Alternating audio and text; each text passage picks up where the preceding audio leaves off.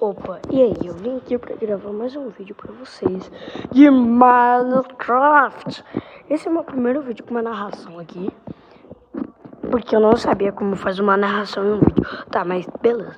Vamos chegar aqui, tá, porque aqui tem alguns axolotes. E provavelmente vocês acharam que eu ia pegar diamante, mas não!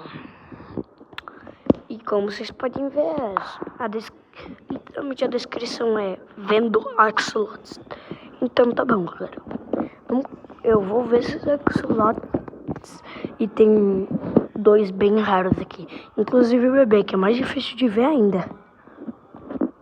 Tem um amarelinho pulando que nem um maluco aqui. Tá, então bora voltar aqui. Então, olha só que o bebê é axolote. Tá, tem um adulto amarelo aqui.